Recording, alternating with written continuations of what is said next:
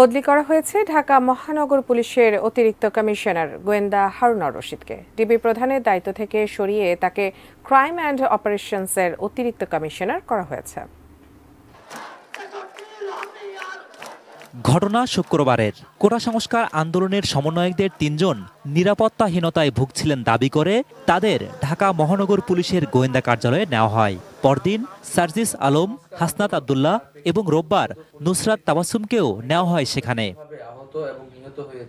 রোববার রাতেই ডিবি কার্যালয়ে ৬ সমন্বয়কারীর একটি ভিডিও চিত্র প্রকাশ করা হয়, যেখানে দেখা যায় কোটা সংস্কার আন্দোলনের ৬ সমন্বয়ক সকল আন্দোলন স্থগিত করেছেন। এরপর মহানগর গোয়েন্দা পুলিশের অতিরিক্ত কমিশনার হারুনুর রশিদের সাথে খাওয়ার একটি ভিডিও প্রকাশ করা হয় সামাজিক যোগাযোগ মাধ্যমে। বিষয়টি স্বাভাবিক ঘটনা হিসেবে নেননি নেটিজেনরা। সোমবার ক্ষোভের প্রতিফলন দেখা যায় হাইকোর্টেও। একটি আবেদনের শুনানিতে ২ বিচারপতির বেঞ্চ এর সমালোচনা করেন। হাইকোর্ট মন্তব্য করেন, ডিবি অফিসে যাকে তাকে ধরে নিয়ে খাবার টেবিলে বসিয়ে এভাবে জাতির সঙ্গে মশকরা করবেন না।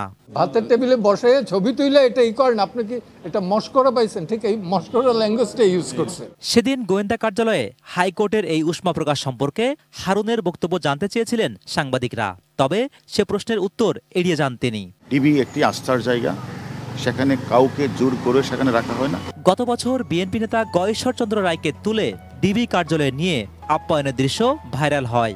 এরপর টানা ১ বছর গোয়েন্দা কার্যালয়ে সেখানে অভিযোগ নিয়ে যাওয়া অনেককেই আপ্যায়িত করেছেন অতিরিক্ত পুলিশ কমিশনার হারুন। সেসব আপ্যায়নের ছবি ও ভিডিও ফুটেজ নিয়ে সমালোচনা হলেও এবার তা গড়ালো বদলিতে। ডিবি থেকে আলোচিত এ পুলিশ কর্মকর্তার গন্তব্য এখন ডিএমপির ক্রাইম অ্যান্ড অপারেশনসের অতিরিক্ত কমিশনার হিসেবে। তার জায়গায় এসেছেন অতিরিক্ত পুলিশ কমিশনার মোহাম্মদ আশরাফুজ্জামান। জাহিদ হোসেন, এটি নিউজ, ঢাকা।